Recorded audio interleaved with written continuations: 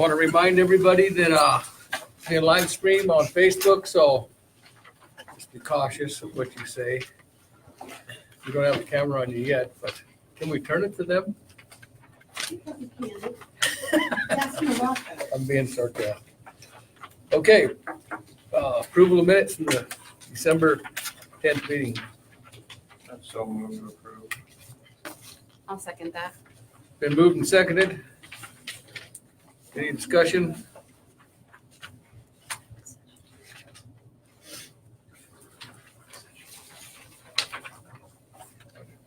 Any further discussion? Was it Marion? Levi. No further discussion. All those in favor signify by saying aye. Aye. Opposed?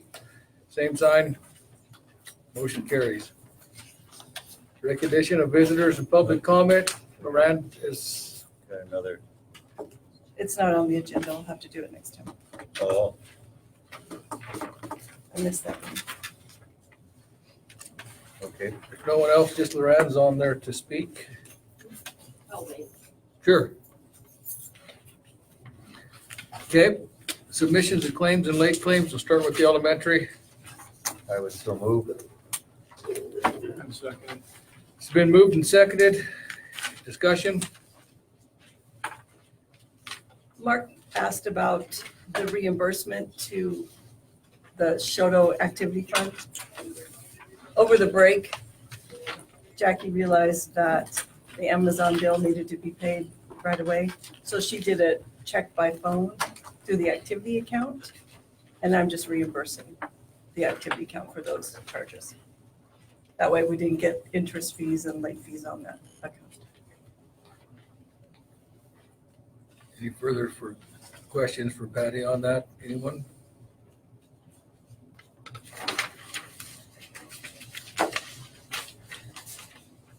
If not, all those in favor signify by saying aye. Aye. Aye. Opposed, same sign. Motion carries. High school. So moved. Second. It's been moved and seconded. Any discussion?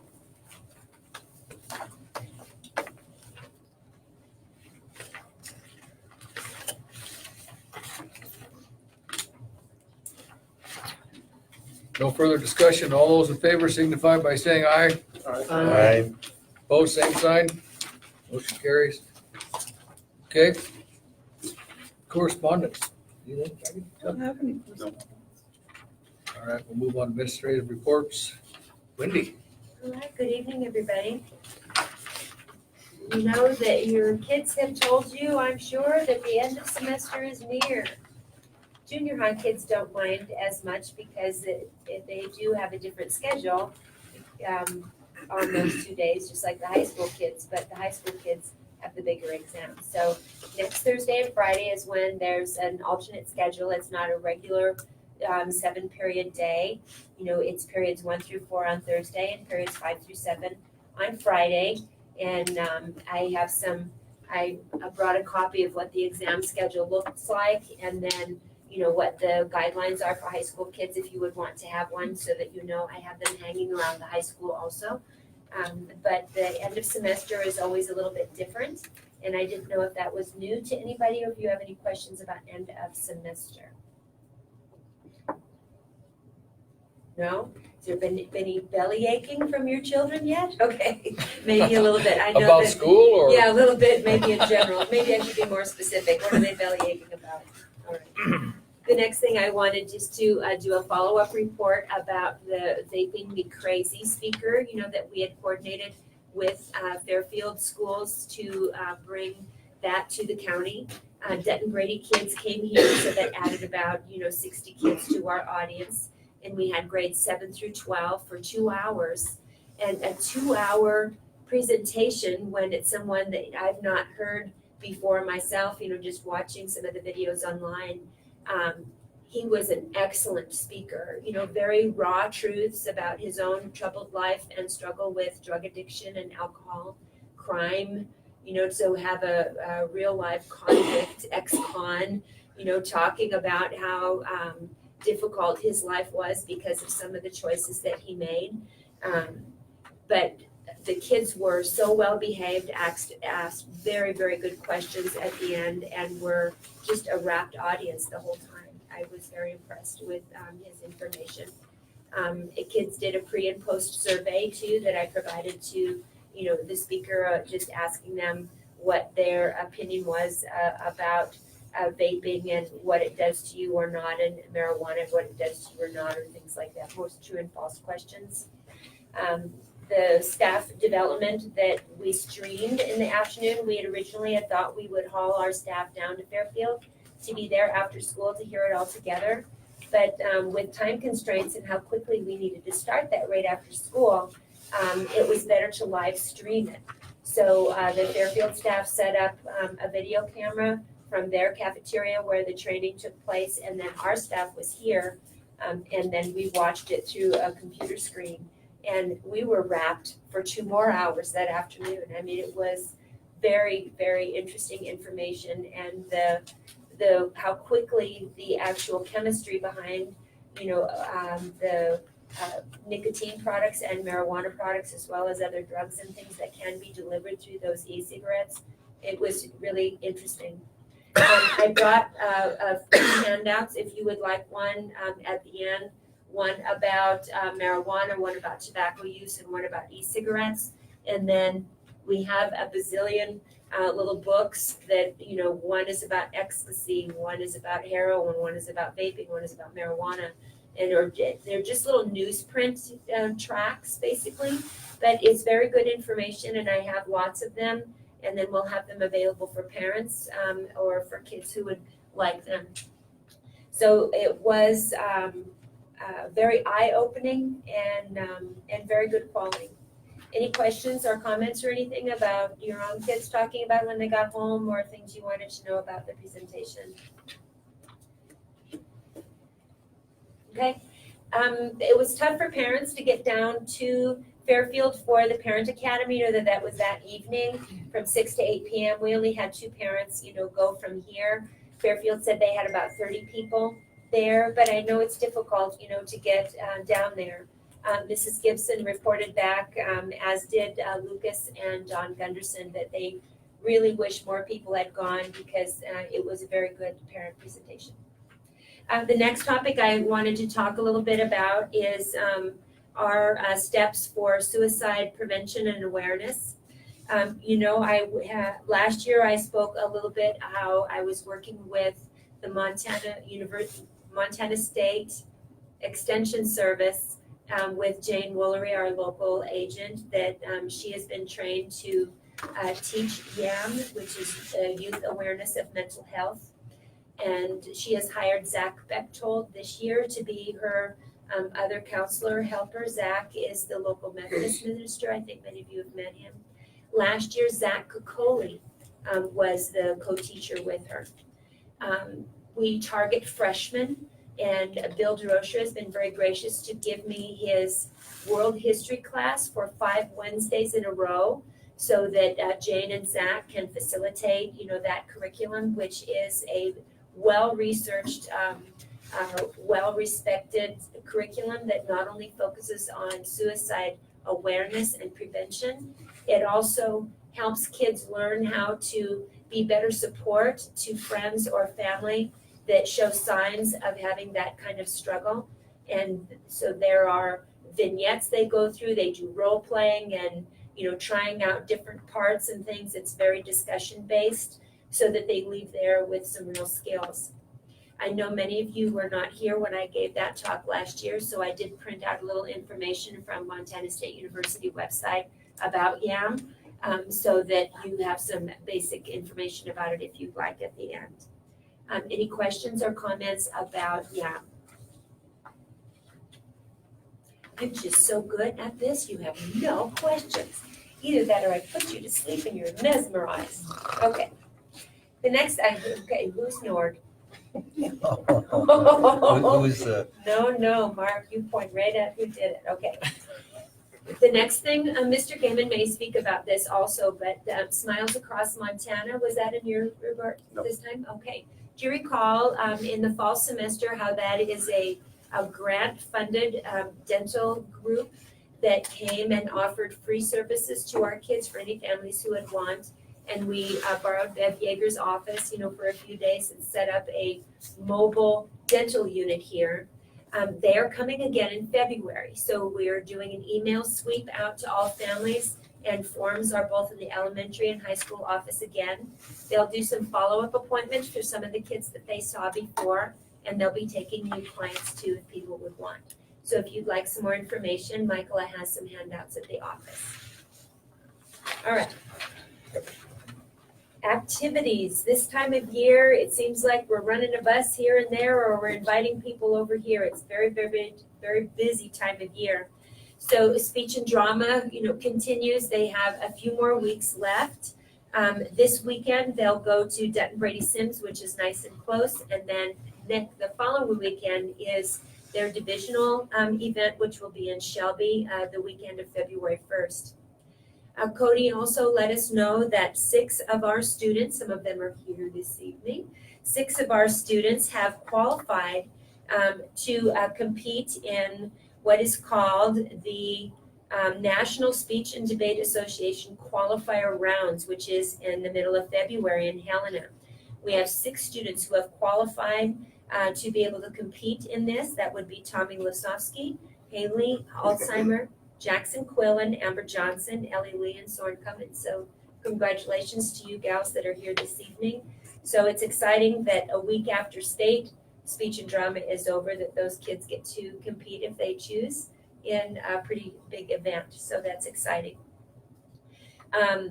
Our choir will be going to Bozeman on Monday, and we send the whole choir down.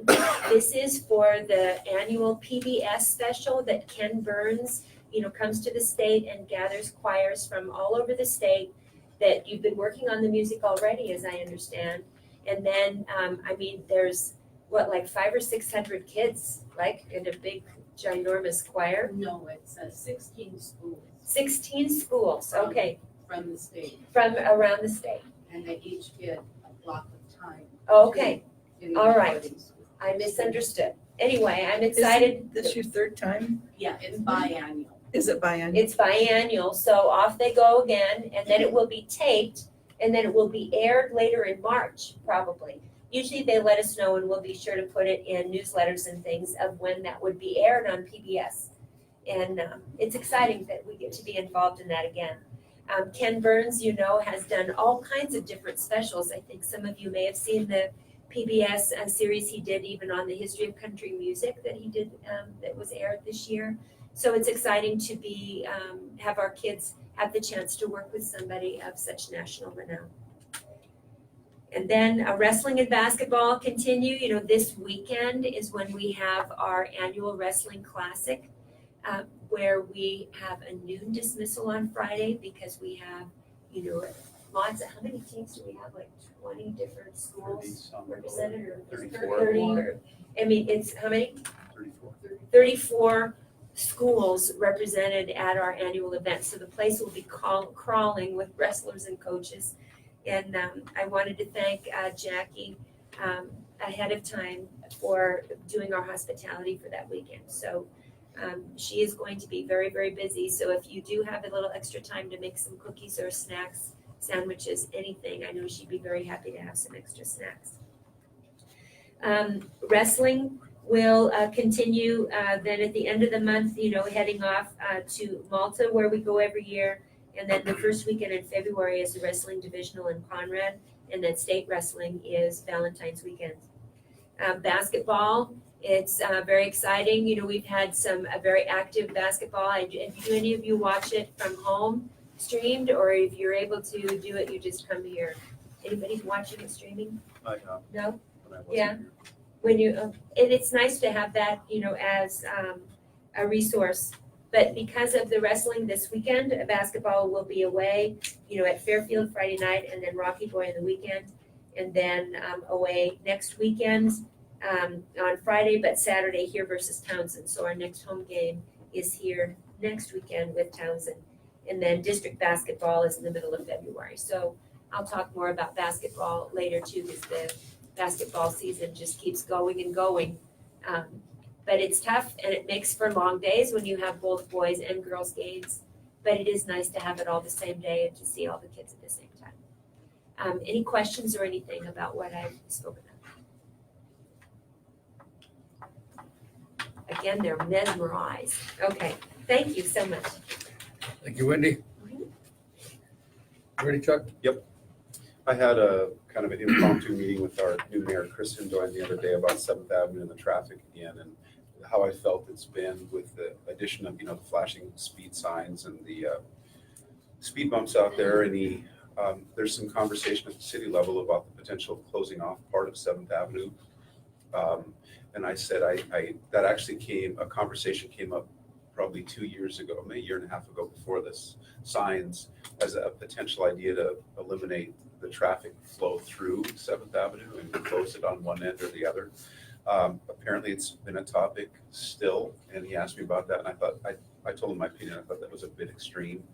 But I think the city might try some stop signs along 7th Avenue to try to slow down traffic. So I thought that was a good thing to try prior to jumping in and trying to close down the street. So in the elementary school, we have our winter benchmarking coming next week, and then that'll kick in problem solving and so on. Based on that, it's just something we do every January, about the same week in January, about the third week in January. So that's going on. I've been out to Birch Street Colony again. I had my second visit. My third one is October 6th, and then the fourth one, I can't remember. It's the first part of April. Anyway, that's been a learning experience for me, and I think for the teachers too. I see it's teaching at a Hutterite colony is like teaching a different culture completely, and almost like a different country. But it's again a unique opportunity for me, and hopefully for them too. I don't know. In case you hear about how cold it is in school, we're having some heating issues. Over here, we have Mrs. Deppner's room that's having some issues, the two shops. Larry's on that. Over in the elementary school, we had the wing from the office to the gym. The one side of it this morning, the heat was not working. It was a motor up on the roof, a fan motor that wasn't working because of some relay in between the boilers. And so when I got into my office this morning, it was 43 degrees. It wasn't much warmer. It was cold. It got a little warmer as they got it worked on and fixed. And it was nice that Larry Rentieri came in and kind of patched that. Johnson Controls is coming tomorrow to look at both issues to try to get things hammered out. Luckily, it's going to get a little warmer, but it was a little brisk. I took off my coat about 9 o'clock this morning. I got to school at 5:30. It was cold. So I wanted to let you know that we did receive checks from Jill and Gordon Dial for $35,000 for each district, which was nice. I've still been unable to connect with Jill about the behavior intervention specialist position that we have for K-8 and for the professional development. So we've got 2 checks, one for the elementary and one for the high school district. I thought I'd let you know the retirement incentive has been posted as of Monday, the 6th. So far, no one has talked to me about anything, questions or anything. I don't know if anyone's talked to Patty or not. So anyway, it's up and it'll run through February 5th. So as we discussed in our work session, I thought I'd give you a little update about our budget at this point in time for the elementary and the high school. Elementary budget, last year at this point in time, we had about 60.43% of our budget remaining. This year we have about 60.23% of our budget remaining. So very close there. In the high school, last year we had 57.78% of the budget remaining, and this year 59.95% remaining. So it's good. We will continue to, Wendy and I will continue to closely monitor spending. And quite honestly, a lot of our spending has decreased when we talked with the staff, both staffs, about we need to cut it back. Just so you know, the Choteau Education Foundation, I haven't talked about that for a while. I'm still on the board and secretary for the foundation, but we awarded our first grant for classroom supplies to Mrs. Salmond and Mrs. Eckgren for $150. So we encourage all teachers to apply for those grants. They're up to $250. and we'll award at least 8 of those this year. So there was $2,000 total donated for that program. So that's all I have. Where do people get forms for the grants if they request it? Mrs. Jordan has them. She's kind of, and Miss Hanson, they're kind of the lead in school for that. Okay, any questions for Chuck? If not, thanks, Chuck. Okay. All right, Patty. Okay. I do have something. Just a reminder, the elections, we have 2 board seats that are up for reelection, Mark Henderson and Jerry Stott. Forms to file for the election are due back in my office by March 26, 2020. The election date is May 5th, 2020. Minimum wage, which is why you got an updated classified schedule in your packet, went up to $8.65. But the only thing that it affected was bus driver sit time. So I just wanted to make sure that you guys each had a copy of that. State mileage rate went down from 58 cents to 57.5 cents for 2020. I know. The First Bank of Montana was awarded the county investment bid. The county will be investing $500,000 for 12 months, $500,000 for 18 months, and $500,000 for 24 months. As maybe you don't know, remember our audit concluded Wednesday, January 8th. It went really well. We did have one finding in the elementary activity count. The auditors pull random POs and random revenue receipts, and the finding was on one of the receipts for cookie dough. She had everything on there, but she didn't have like what was sold, like how many tubs of this and how many tubs of that. She had it, she just didn't have it attached. So we've talked to her. She knows she's got a new process in place, and we're moving forward with that. We did have a few verbal comments from the auditors, and if you guys want to go over those, we can after the meeting. And that was it. Any questions for Patty on that, the audit or anything? First time ever Patty's been, it's a gold star. No findings. Very good. They can find something if they want. I didn't have any So I findings. thought we had, yeah, It was a little frustrating in talking to him when we said, we have that, but yeah. it's not attached. Yeah, So, she had it. It was right on one of the revenue receipts that they had pulled at the same time. It was right there, but because it wasn't attached to the revenue, it wasn't attached to the receipt. They have to justify their It didn't payment. count, or the expenditure. They had it attached to the expenditure. Good It job, was Patty. Interesting. But that's Jackie. excellent though that went well. Good job. Yeah, it went really well. I was Good job. always Nice. stressed out that week, but Yes, you were. everything was good. Very good. Any more questions for Patty? Not, good job, Patty. Thank you. All right, we'll move into consider policy revisions. I want to talk to the board real fast. Like, so if you guys, the easiest way to do this, correct, is we just go through and the policies and correct each one if we want to change something, or keep them the same and have one motion.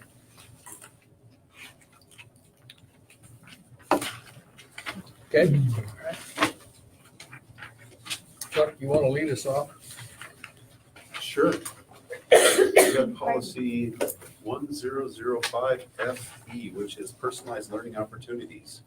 I'm just going to read this kind of a summary. This model policy is available to districts as part of the MTSBA Flexibility and Efficiency Policy Series to assist in compliance with the Advanced Opportunity Act and Transformational Learning Grant legislation.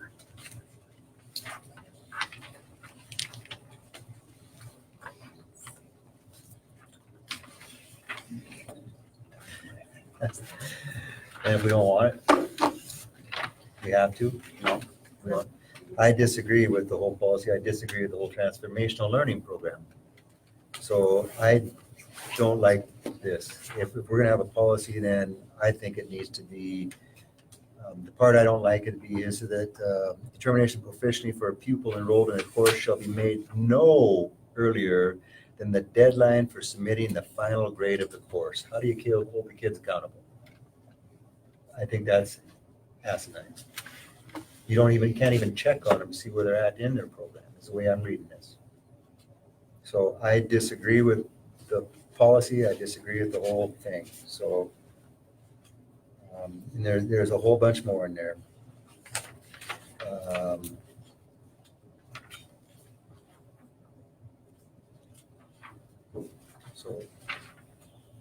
So, we can stricken it. That would Okay. be my vote. I'm right with Mark. Okay. None of us, I don't like any of it. it says in here that the teacher can give It's a new policy. revision of assignments until the pupil finally reaches performance level. So they gotta keep trying and trying and trying on the same test until they pass it. I know there's ways that we can get around that, but that's basically what its policy says. Are we talking about 105 or 01? 105. We are, okay, I just wanted to be on the same. FE, right? Okay, If you wanted to. yeah, okay, mine's big. I don't like how they I do know. not, they're not recording seat time. Well, that's. So how does, I don't understand their wording there completely. I mean, it's, by state law, you need to, so many hours, you don't have to by state law. State laws changed. With this, what are they calling This it? is probably fallout from state law, right? It is. This is, yeah, because they passed this, what are they calling it again? Transformational. Transformational learning. So the kids don't even have to show up at school. They can show up when they want. If they And have, that's how I read it. There's no seat time. They don't have to, there's no tardy time, No. we're not teaching. there's no work ethic, there's Exactly, nothing goes there's no with work this. ethic. Even the transformational learning, I'm sorry, I'm getting on my soapbox because it just frustrated me. Even in transformational learning, if they're somebody like Joe who's working from home or whatever, he's still got to send what he has done and completed and stuff. Your boss wants to know what you got done. This here says we're not even holding that same accountability. We don't have to have anything until the final grade. And I just don't think that's a good way to, How do you monitor a student? well, but to encourage them and to, even in the work field, they're still going to have to be held accountable through stages of the process, even if they do get a job where they're working from home or whatever. I still don't think we're preparing them for the real world by doing So I'm that. understanding you don't want to adopt this policy. Is that what I'm hearing you say? Okay. Yeah, I don't know what the ramifications are of that though. I guess I had a question. Then we'll eventually have to. Yeah. That would be the only ramification of that. But you can change it. I mean, I think you're. it's your policy, but your policy can't, well, I shouldn't say this.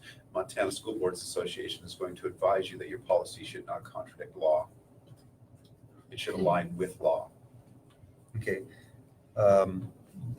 If we're gonna eventually have one, I guess I'd rather write our own, because we can still say, just because it's transformational learning, we don't have to say it. We can say that we want certain benchmarks met at certain times through testing or whatever. I can certainly discuss with MTSBA more detail On about that. this policy specifically. Because if we get to that, because I know transformational learning is a law now. And as we'll see in another one here, they slid it through to where they can have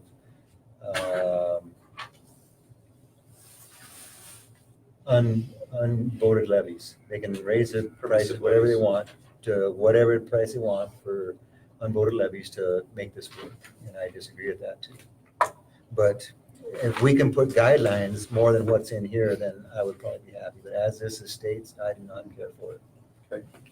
So I have just had a question for either of you, or both of you. What's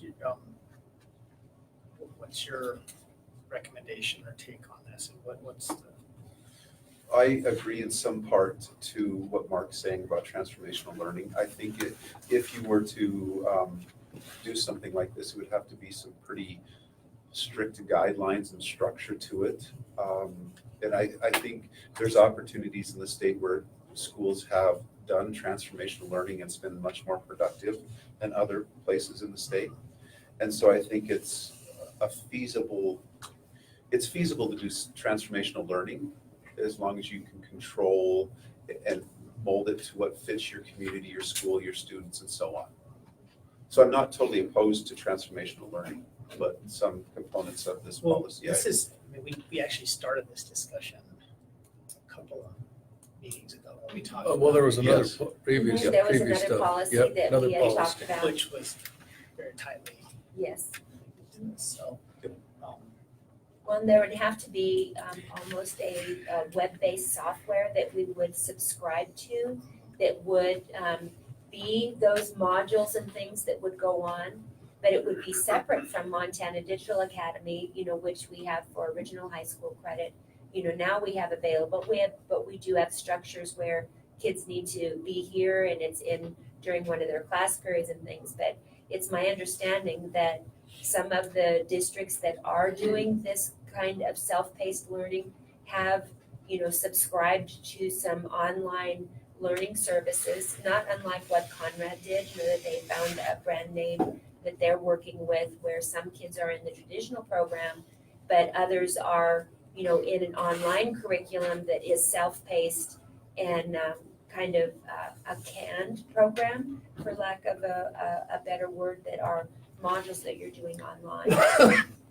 So is it possible that this can be adopted, but we can, to Mark's point, we could constrain it Fit it to our history. for a transition period, at least through our handbooks or I just don't know how we.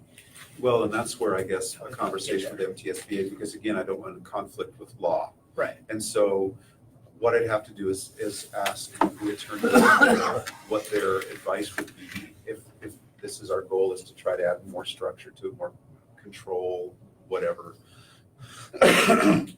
What exactly can we do within the realm that legally is okay to do? And then as we tackle this policy in the future, then if we create something, then we can always send it off to MTSBA, have them look at it and say, yeah, that's, oh, no, you can't have this because that's against what the law is stating. I mean, because our original, our earlier discussion was around could be legitimate scenarios where somebody is very proficient at something. And there could be potential benefits to the I'm not saying that the whole thing's bad, but I disagree with the way this is stated because there's no boundaries, no accountability to no evidence. Exactly. So that's kind of my question. Yeah. Is there ways to? And the answer may be no, but it's probably Yeah, they'll Well, get back to us. it's It's, probably a worthy we discussion. pay to belong to that outfit, Joe, and so there's nothing wrong with saying we disagree at all and send it back to him and say we want something different. Chuck would, then he'd bring it back to Framework, us and we'd do it guidelines, again. And so basically, I want us to go through, if you don't mind, I would like to just stricken this for now and have, go back through it. Are you good with that? I'm sorry, I didn't get a chance to come and visit with you. But I said my piece and I